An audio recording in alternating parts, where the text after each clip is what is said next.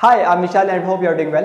तो आज की इस क्लास में पढ़ने वाले श्रोडिंगर इक्वेशन को जो काफ़ी इंपॉर्टेंट है ग्रेजुएशन पोस्ट ग्रेजुएशन एंड जो कॉम्पिटिटिव एग्जाम स्टूडेंट्स हैं उनके लिए भी। एंड जो स्पेशल कॉम्पिटिटिव एग्जाम होता है लाइक यूपीएससी, तो यूपीएससी में एक एग्जाम होता है मेन, एंड मेन में ऑप्शन में फिजिक्स अपने आप में एक सब्जेक्ट है। ओके, जो बच्चे यूपीएससी की प्रिपरेशन कर रहे हैं फिजिक्स को लेकर, तो उनके लिए गुड न्यूज़ ये है कि मैं यहाँ पर कोशिश करूँगा कि जो फिजिक्स का जो सिलेबस है उसको यहाँ पे कवर करा सकूँ। ओके, तो सबसे पहले आज स्टार्ट करते हैं श्रोडिंगर इक्वेशन से। तो श्रोडिंगर इक्वेशन क्या, पहले इसको समझते हैं। तो श्रोडिंगर क्या था, एक नाम था साइंटिस्ट का, तो उन्होंने एक इक्वेशन ड्राइव की, उसको नाम दे दिया क्या, श्रोडिंगर इक्वेशन। तो यहाँ पे देखिए, समझिए कि श्रोडिंगर का यूज कहाँ पे हम कर सकते हैं। सपोज कीजिए कि कोई बल्क मैटर है जिसका मास कितना है m। ओके, जब ये बल्क मैटर के अंदर क्या होगा, वेलोसिटी होगा। ओके, तो वेलोसिटी होने की वजह से यहाँ पे क्या आएगा, एक्सेलरेशन। एंड न्यूटन के सेकंड लॉ के अकॉर्डिंग यहाँ पे क्या होगा, F=ma में। तो जो न्यूटन का सेकंड लॉ है वो आपका किसी बल्क बॉडी पे ही हम उसको एप्लीकेबल कर सकते हैं। लेकिन अगर हम जाए किसी माइक्रो लेवल पर, माइक्रो लेवल का मतलब है बहुत ही छोटे लेवल पर जाए, तो वहाँ पे क्या होते हैं, पार्टिकल्स होते हैं। एंड जो पार्टिकल्स होते हैं वो क्या कहते हैं, वाइब्रेट करते हैं। एंड वाइब्रेशन होने की वजह से यहाँ पर जो क्लासिकल मैकेनिक्स के जो फॉर्मूले होते हैं उनका यहाँ पर कोई मतलब नहीं रह जाता। ओके, तो यहाँ पर आपको पता होना चाहिए कि यहाँ पर डुअल नेचर होते हैं, एक तो पार्टिकल और एक आपका वेव। ओके, तो इस तरह की सिचुएशन से डील करने के लिए हम यूज करते हैं किसका, श्रोडिंगर इक्वेशन का। तो सबसे पहले देखते हैं कि श्रोडिंगर इक्वेशन को हम किस तरह से फाइंड आउट कर सकते हैं। ओके, तो श्रोडिंगर इक्वेशन हो सकता है कि आपको टफ लगे, बट एक्चुअली टफ है नहीं। ओके, तो यहाँ पे देखिए श्रोडिंगर इक्वेशन को फाइंड आउट कैसे करना है। तो सबसे पहले देखा कि जो आपका पार्टिकल्स हैं उनको हम वेव फॉर्म में भी कंसिडर कर सकते हैं। तो सबसे पहले आपको एक वेव का इक्वेशन यहाँ पे कंसिडर करना पड़ेगा। तो हमने ले लिया लाइट, जो आपका ये सब बोलते हैं साई। तो साई जो यहाँ पर रिप्रेजेंट करा है किसको, वेव फंक्शन को। किसको, वेव फंक्शन को। तो यहाँ पर वेव फंक्शन है इसको आपको याद रखना पड़ेगा भाई। ओके, और कोई यहाँ पे तरीका नहीं है इसको। ओके, ये ए आपका कॉन्स्टेंट है, ये एक्सपोनेंशियल माइनस आई का मतलब यहाँ पर है कि कॉम्प्लेक्स हो सकता है कि आपका वेव फंक्शन क्या हो, कॉम्प्लेक्स हो। ओके, ओमेगा टी माइनस के एक्स। अब यहाँ पे देखिए ओमेगा है क्या, ओमेगा तो है भैया एंगुलर वेलोसिटी। क्या है ये, एंगुलर वेलोसिटी।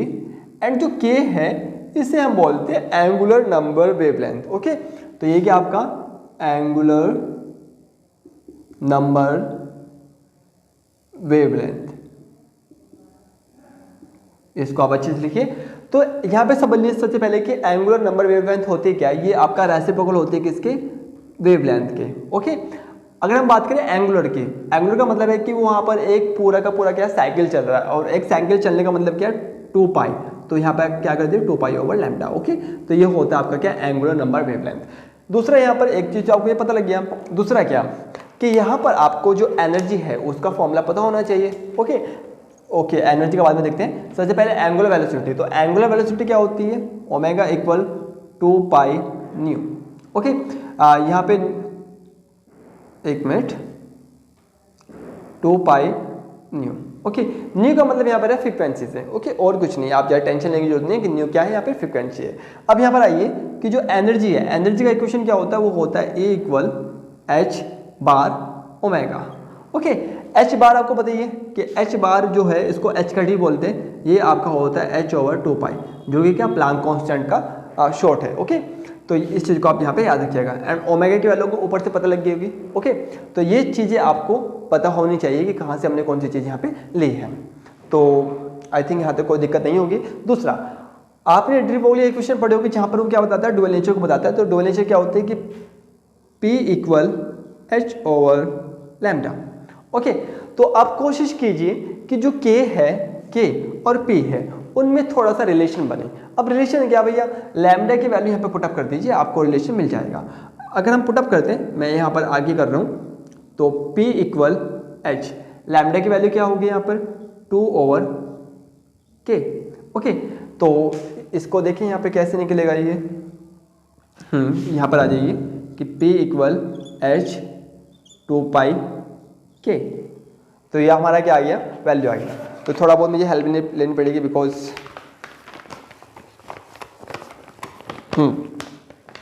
तो यहाँ पर आइए, जैसे कि हमने देखा कि h ओवर 2 पाई, इसका वैल्यू क्या है, h कट है, और यहाँ पर आपका जो वैल्यू है वो क्या बनेगा, h कट और k। ओके, तो यहाँ से हम k की वैल्यू फाइंड आउट कर सकते हैं। तो k की वैल्यू क्या होगी, यहाँ पर k की वैल्यू होगी p ओवर h कट। तो ये हमारा के की वैल्यू फाइंड आउट हो गई। तो देखिए हमने के की वैल्यू फाइंड आउट की बिकॉज के की वैल्यू हम यहाँ से निकाल के यहाँ पे पुटअप कर सकते हैं। ओके, इसी तरह से हम ओमेगा की वैल्यू यहाँ से निकाल के ओके जो भी आपकी आएगी वो यहाँ पे पुटअप कर सकते हैं। तो हमारे पास जो इक्वेशन है अब आपके पास इक्वेशन कुछ इस तरह से बनेगी। नाउ आपके पास जो इक्वेशन है वो कुछ होगी कि साई किसके इक्वल होगी, ए exponential minus i. Okay, omega की वैल्यू आप यहाँ से निकालिएगा, क्या होगी ई ओवर एच बार या एच कट वॉट जो भी आप कहना चाहोगे वो ठीक है। तो के की वैल्यू क्या होगी, पी ओवर एच कट और आपका एक्स। ओके, तो ये हमारा क्या आ गया इक्वेशन आ गया। ओके, तो ये हमारा क्या है, ये है आपका वेव फंक्शन। जो वेव फंक्शन एक्चुअली ये है ओके, जिसको हमने कंसिडर किया था इस फॉर्म में, तो हमने इसको ड्राइव कर लिया इस फॉर्म में। अब आपको यहाँ पे क्या करना है कि यहाँ पर आपको डिफरेंशिएट करना है। क्या करना है, डिफरेंशिएट।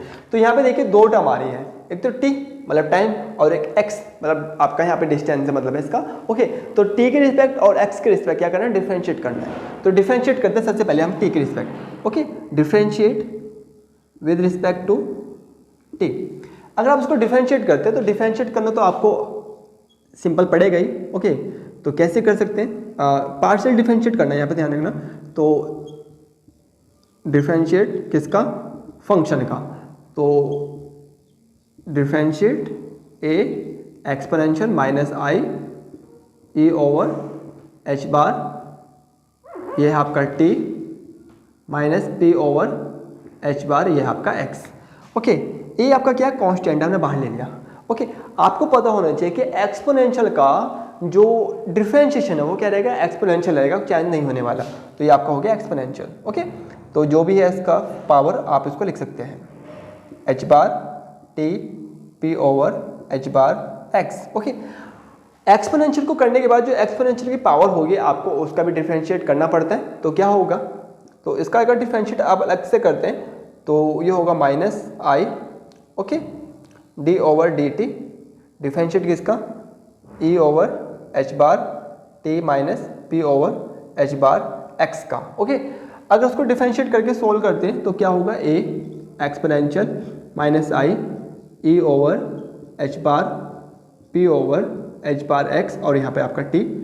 एंड यहाँ पे देखें माइनस तो बाहर है माइनस आई, अगर आप इसको डिफरेंशिएट करते हैं तो ई ओवर एच बार तो बाहर और टी का डिफरेंशिएट क्या होगा, 1 होगा।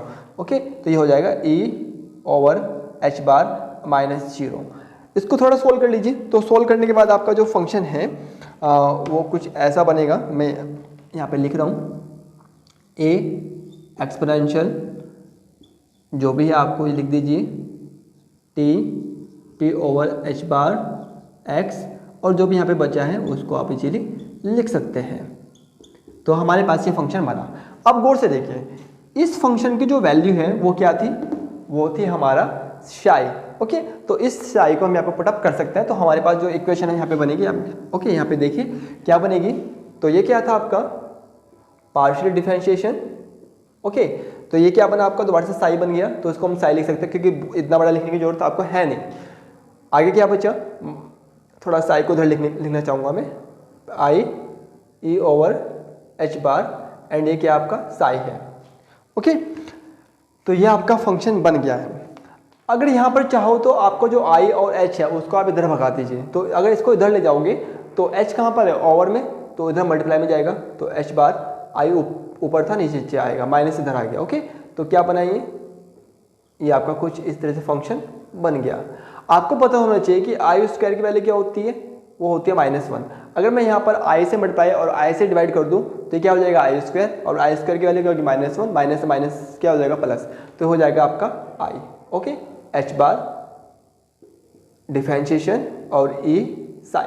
अगर गौर से देखें ये भी साई है ये भी साई है। अगर कंपैरिजन करें, क्या करें कंपैरिजन, तो जो यहाँ पर एनर्जी है वो किसके इक्विवेलेंट है, वो आपका इक्विवेलेंट है I H bar okay differentiation. Okay, तो ध्यान रखना इसे जो ई है यहाँ पर इसको बोलते हैं आइगन वैल्यू। क्या बोलते हैं, आइगन वैल्यू। तो इस चीज़ को आप यहाँ तक नोट कर सकते हैं। अब हम आगे क्या करेंगे, इसका जो अभी तो हमने किया टी के रिस्पेक्ट डिफरेंशिएशन, अब हम करेंगे इसका एक्स के रिस्पेक्ट डिफरेंशिएशन। ओके, तो हमें क्या करना है, एक्स के रिस्पेक्ट डिफरेंशिएशन करना। तो इसके लिए सबसे पहले मुझे रफ करना पड़ेगा। तो रफ करते हैं, और मैं आपसे भी रिक्वेस्ट करूँगा कि प्लीज़ अगर आप इस चैनल पर नए हैं तो आप इसको सब्सक्राइब कर लीजिएगा ओके, तो इसको फंक्शन को नहीं हम रफ करने वाले क्योंकि इसकी बार बार हमें जरूरत पड़ने वाली है, तो केवल जितना हमें सफिशिएंट होगा उतना हम इसको रफ कर लेते हैं। ओके, तो अब हमें क्या करना है, डिफरेंशिएशन करना है अगेन किसके रिस्पेक्ट, एक्स के रिस्पेक्ट। तो again differentiation with respect to x. अगर आप इसका डिफरेंशिएशन करते हैं एक्स के रिस्पेक्ट, तो चलिए करते हैं। तो e over h bar T P over h bar x. Okay, तो चलो डिफरेंशिएशन करते हैं, कैसे करें। ए हमारा कांस्टेंट बाहर आएगा, एक्सपोनेंशियल का क्या होगा, एक्सपोनेंशियल ही होता है, कोई इतनी बड़ी बात नहीं है, इसको आप इजीली लिख सकते हैं। ओके, ये तो हो गया एक्सपोनेंशियल का। अब जो एक्सपोनेंशियल की पावर है उसको करोगे, ध्यान रखना किसके रिस्पेक्ट करोगे, एक्स के रिस्पेक्ट। इसका मतलब है कि टी तो क्या हो जाएगा 0, और जो टी की बाद वाला पोर्शन है वो उसका डिफरेंशिएशन करना पड़ेगा, तो बाहर क्या रहेगा माइनस आई, इसका क्या हुआ 0, पी ओवर एच आपने क्या ले लिया बाहर, एक्स का क्या हो जाएगा 1। ओके, सॉल्व करके लिखिए, देखिए इस पूरे के फंक्शन को क्या लिख सकते हैं आप, दोबारा से साई लिख सकते हैं। ओके, माइनस माइनस क्या हुआ प्लस, तो इसको भी ठीक से लिखना पड़ेगा कि आई पी एच बार और ये क्या हुआ आपका साई। ओके, तो ये आपका फंक्शन बन गया। तो यहाँ पर अगर आप चाहो तो इसका दोबारा से भी डिफरेंशिएशन किया जा सकता है। ओके, एक्चुअली इसको दोबारा से हमें डिफरेंशिएशन करना पड़ेगा, तो यहाँ पर डुअल डिफरेंशिएशन करना पड़ता है, इसको रफ करना पड़ेगा थोड़ा सा। ओके, तो पहले इसको सोल्व करते हैं। तो माइनस माइनस क्या हो प्लस, तो आई बाहर लीजिए। ओके, पी ओवर एच बारी बाहर लीजिए, ये हमारा यहाँ पर है, तो H T P over H x. अगर आप उसको दोबारा से डिफरेंशिएशन करते हो, दोबारा से क्या मतलब है कि इसको डुअल डिफरेंशिएशन को आपको पता होना चाहिए कि हम इसको ऐसे लिख सकते हैं, डुअल डिफरेंशिएशन। ओके, अगर मैं इसको डुअल डिफरेंशिएशन करता हूँ तो ये तो बाहर आ जाएगा कांस्टेंट, तो कांस्टेंट क्या आ जाएगा बाहर। ओके, इसमें बिल्कुल भी आपको सोचने वाली बात नहीं होगी, एंड जो अंदर का पोर्शन है उसको आप दोबारा से क्या कीजिएगा, डिफरेंशिएशन कर दीजिएगा। तो ये हमारा हमने इसको लिख दिया। अगर आप इसका डिफरेंशिएशन करते हैं तो कैसे करोगे, आपको पता ही है कि जैसे कि एक्सपोनेंशियल का तो डिफरेंशिएशन एक्सपोनेंशियल ही होगा, और फिर जो एक्सपोनेंशियल की पावर है उसका आप दोबारा से करना पड़ेगा आपको। तो ये क्या होगा आपका एक्सपोनेंशियल आई e over h bar T P over h bar x. अगर इसका डिफरेंशिएशन दोबारा से करते हैं तो इसका तो 0 और इसका जो आपने पहले लिखा था पी ओवर एच बार। ओके, तो आई हमारा बाहर है माइनस में 0 पी ओवर एच बार। तो अगर इसको सोल्व करोगे आप, तो सोल्व करने पे आपको क्या मिलेगा, यहाँ पे देखिए ये डुअल डिफरेंशिएशन है एक्स के रिस्पेक्ट, तो ये क्या हुआ आई माइनस माइनस प्लस, तो आई यहाँ पर है आई यहाँ पर भी है, तो क्या हो जाएगा ये आई का स्क्वायर पी का स्क्वायर और एच बार का स्क्वायर। ओके, एंड और जो बाकी बचा उसको आप लिख दीजिए। ओके, अब लिखने की जरूरत नहीं है। इतना फंक्शन किसके इक्वल है, इतना फंक्शन आपके साई के इक्वल। अगर यहाँ पर आप कंपैरिजन करें तो कंपैरिजन करके आपको मिलेगा, सबसे पहले इसको धर ले जाइए। तो ये क्या हो जाएगा एच स्क्वायर आई स्क्वायर डिफरेंशिएशन, ओके डुअल, और ये हो जाएगा पी स्क्वायर साई। आई स्क्वायर का क्या मतलब है माइनस, तो यहाँ पर हो जाएगा minus H bar differentiation over x, okay, and ये हो जाएगा पी स्क्वायर साई। अगर आप इसको लिखें तो क्या होगा, यहाँ पे देख सकते हैं कि जो आपका P है, यहाँ पे ध्यान रखना कि जो P है वो आपको का ये रिप्रेजेंट कर रहा है मोमेंटम को, किसको, मोमेंटम को। ओके, तो यहाँ पे जो आपका मोमेंटम है वो कहीं ना कहीं डिनोट करेगा किसको, minus H bar square. Okay, dual differentiation किसके रिस्पेक्ट, एक्स के रिस्पेक्ट। तो ये चीज़ को आप ध्यान रखिएगा। ओके, तो ये आपके पास क्या हो गई, इक्वेशन हो गई। अब यहाँ पे देखिए, अब हमें पता होना चाहिए कि हमारे पास देखिए दो जो आपके जो पार्टिकल हैं उसके पास दो तरह की एनर्जी होती है। एक तो होती है आपकी पोटेंशियल एनर्जी और एक होती है क्या, एक होती है काइनेटिक एनर्जी। ओके, तो कुल मिलाकर जो टोटल एनर्जी है, तो यहाँ पे देखिए टोटल एनर्जी है। तो टोटल एनर्जी क्या होती है, वो होती है E equal kinetic plus potential. यहाँ पे जो पोटेंशियल है उसको हम दिखाते हैं किससे, V से। तो ध्यान रखिए कि पी V क्या है, पोटेंशियल, पोटेंशियल एनर्जी, ओके, और जो K है वो क्या है, काइनेटिक एनर्जी, ओके। तो काइनेटिक एनर्जी को आपको पता होना चाहिए, बिकॉज हर चीज को बताया नहीं जा सकता कि जो काइनेटिक एनर्जी है वो पोटेंशियल, सॉरी, जो काइनेटिक एनर्जी है उसको हम P की फॉर्म में लिख सकते हैं, मतलब मोमेंटम की फॉर्म में लिख सकते हैं। आपको याद होना चाहिए काइनेटिक का फॉर्मूला क्या होता था, 1/mv²। अगर मैं यहाँ पर m से डिवाइड करूँ तो m से मल्टीप्लाई करूँ तो क्या बन जाएगा, ये बन जाएगा P का स्क्वायर, ओके। तो ये हम लिख सकते हैं P²/2m प्लस पोटेंशियल, ओके। इस चीज़ को आप याद रखिएगा। अब इसमें हमें थोड़ा सा सॉल्यूशन करना पड़ेगा, उसके लिए रफ करना पड़ेगा मुझे इस साइड का पोर्शन, ओके। तो रफ करते हैं। तो हमने इसको क्या किया, रफ कर दिया भाई, एंड अब हमें इसकी जरूरत नहीं है तो इसको भी हम रफ कर सकते हैं, ओके। एंड इस पोर्शन को भी, जिससे कि बार बार हमें यहाँ पे रफ करना ना पड़े। अब क्या करें कि जो हमारे पास इक्वेशन आई है उसमें आप साई से क्या कर दीजिए, मल्टीप्लाई कर दीजिए। तो हमने क्या कर दिया, साई से यहाँ पर मल्टीप्लाई, तो ये साई हुआ, P² साई हो गया, ओके। नीचे क्या है आपका 2m और V साई हुआ, इसको इधर ले आइए। तो E Sai minus V psi equal P² Sai और 2m। अगर यहाँ से चाहे तो आप साई को क्या ले सकते हैं, कॉमन ले सकते हैं, ओके। तो ये आपका हुआ, इस तरह से हमने इसको लिख लिया। अब देखिए हमारे पास जो यार, हमने ए की वैल्यू पीछे देखी, ओके। हमारे पास P² साई की वैल्यू भी यहाँ से हमने पीछे देखी थी, ओके, ये वाला। तो इन सभी वैल्यू को आप यहाँ पर पुटअप कर सकते हैं। अगर मैं यहाँ पर वैल्यूज पुटअप करूँ तो पुटअप करने के बाद हमारे पास जो वैल्यूज होगी वो कुछ इस तरह से होगी भाई, आप देख लीजिएगा। इस 2m को इधर ले आइए, 2m E minus V Sai. अगर यहाँ पे क्या बचेगा, P² साई। तो P² साई की P की वैल्यू वहाँ पे रखिए, आप उठा के रख दीजिए, क्या होगा, देखिए -h², ओके। और ये आपका क्या, डुअल डिफरेंशिएशन, और पीछे क्या आ जाएगा यहाँ पर साई। तो ये आपका क्या बना, इक्वेशन बना। इसको और अच्छे से करने के लिए क्या कीजिए कि जो ये वाला फंक्शन है उसको इधर ले आइए। तो इधर क्या में आएगा, प्लस में आएगा।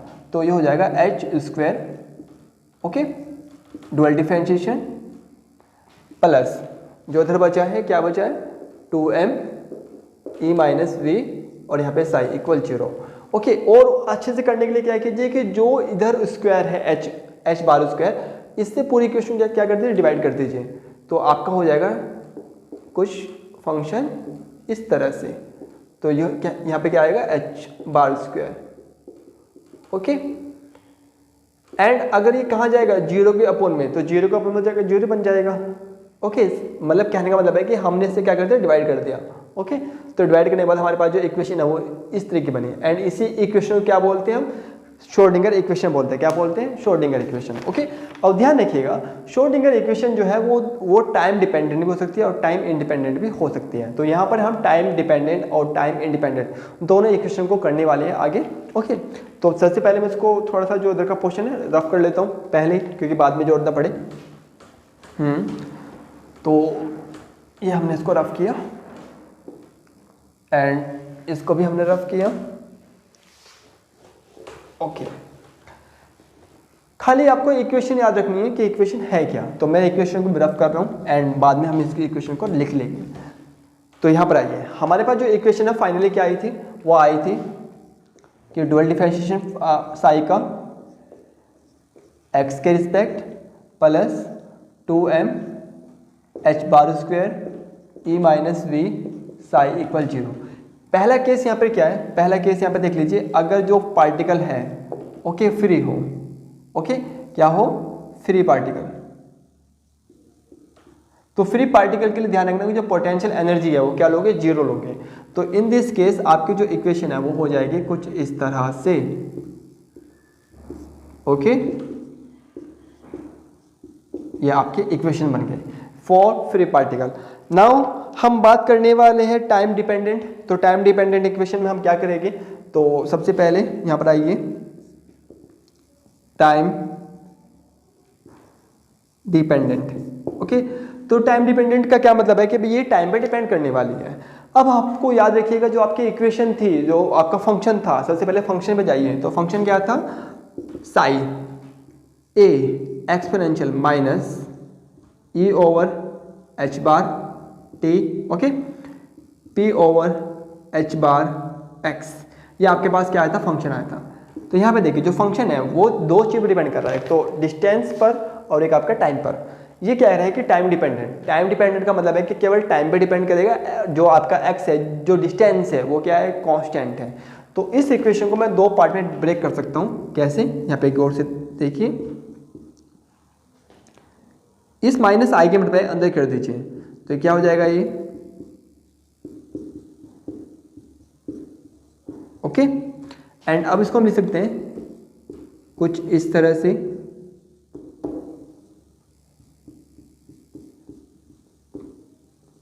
आई थिंक यहाँ तक कोई दिक्कत आपको नहीं होनी चाहिए, बिकॉज आपका पता होना चाहिए अगर सेम क्वांटिटी है तो उनकी जो पावर है वो क्या होती है, ऐड हो जाती है।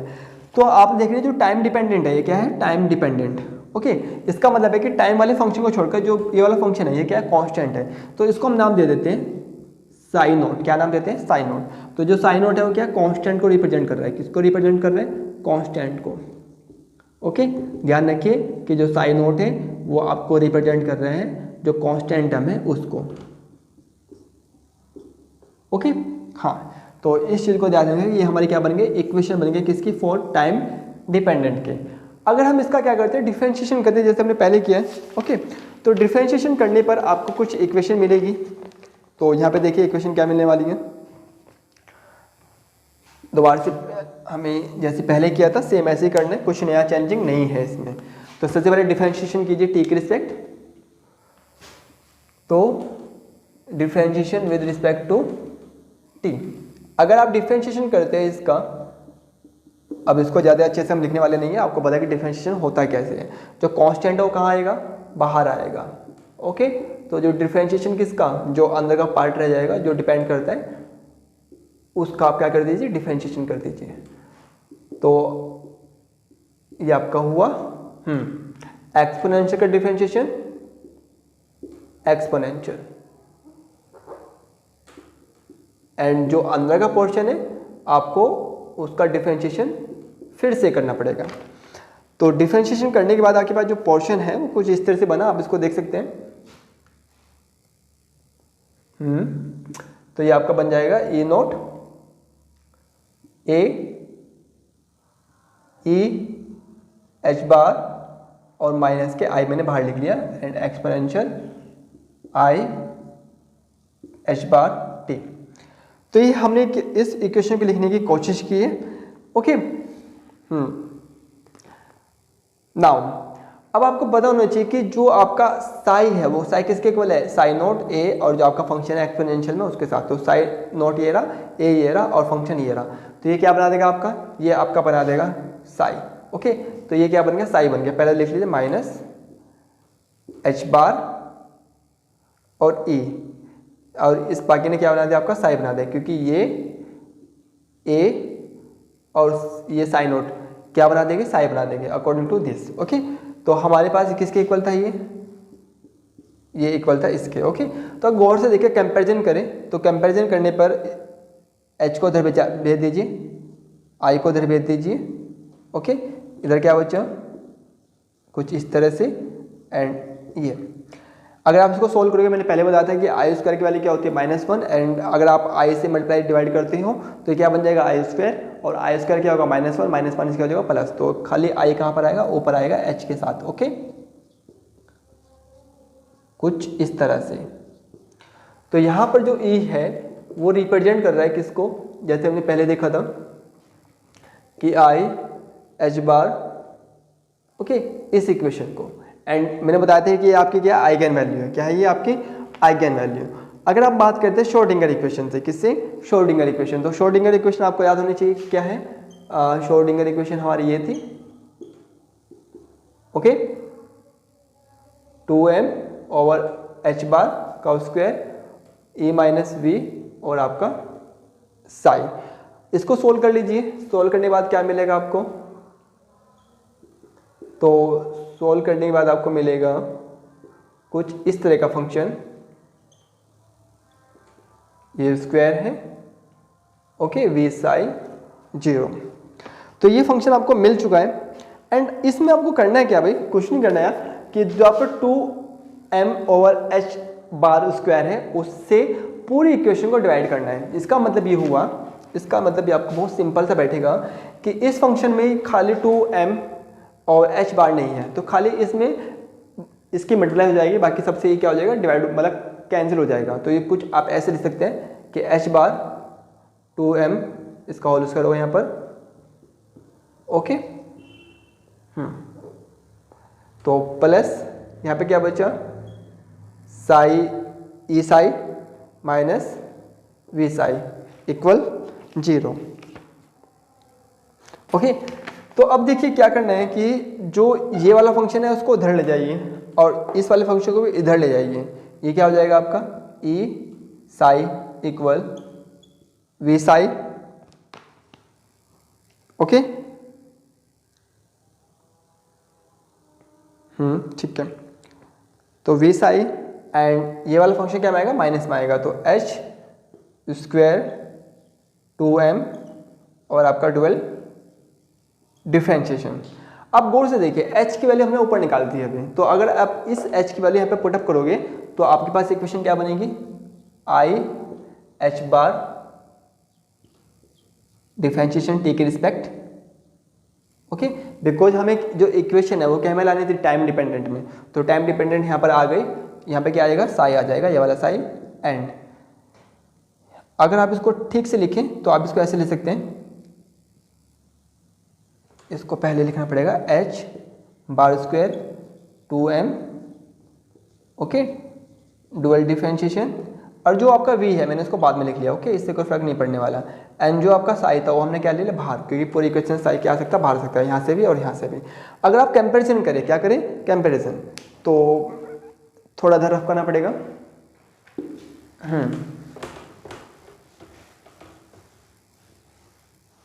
तो कंपैरिजन करके देखिए यार, ये पूरे का पूरा फंक्शन है, ये वाला फंक्शन, ओके, ये किसके इक्वल है, इस फंक्शन के इक्वल बनेगा, ओके। तो ध्यान रखिए, तो ध्यान रखिए जो ये वाला फंक्शन है जो इधर बना है आपका, ओके, ये वाला, इसे बोलते हैं हैमिल्टोनियन फंक्शन। क्या बोलते हैं, हैमिल्टोनियन फंक्शन, ओके। तो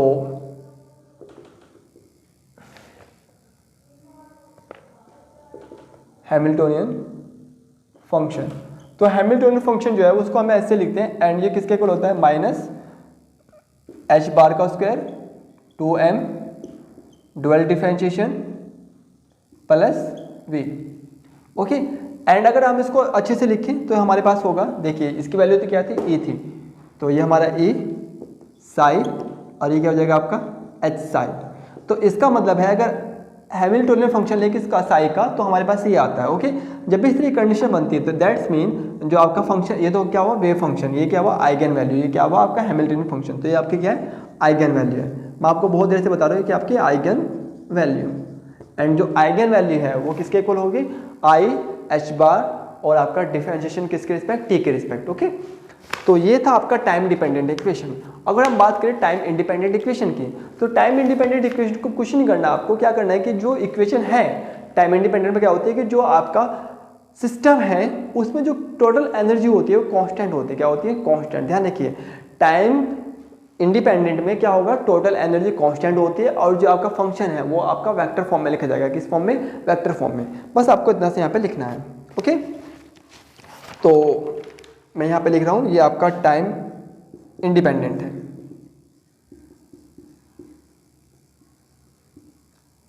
तो जैसे मैंने बताया कि टाइम इंडिपेंडेंट में क्या होता है कि जो पोटेंशियल पर डिपेंड नहीं करेगा, ओके, एंड जो आपका टोटल एनर्जी है फंक्शन की वो क्या होगी, वो जीरो, सॉरी नॉट कांस्टेंट होगी, क्या होगी, कांस्टेंट। एंड जो फंक्शन है वो आपका किसकी फॉर्म में लिखा जाएगा, वेक्टर की फॉर्म में, किसकी फॉर्म में, वेक्टर की फॉर्म में, और आपने कुछ यहाँ पे टेंशन नहीं लेनी। तो यहाँ पे देखिए क्या फंक्शन था आपका, फंक्शन था आपका कुछ इस तरह से, तो बस कुछ नहीं करना आपने, यहाँ पे वेक्टर लिख देना और कुछ नहीं यहाँ पे लिखना, ओके, माइनस v एंड ये क्या हो जाएगा, वेक्टर। केवल आपको जो फंक्शन है वो किसकी फॉर्म में लिखना है, वेक्टर की फॉर्म में, किसमें, टाइम इंडिपेंडेंट में। और ध्यान रखिए जो आपकी टोटल एनर्जी है वो क्या रहनी है, कांस्टेंट रहनी है। ओके, तो आप चाहो तो यहाँ पर ई के लिए अलग मतलब इसको सॉल्व कर सकते हो, जैसे कि क्या, ये सॉरी स्क्वायर है तो हम इसको लिख सकते हैं कि एच स्क्वायर 2m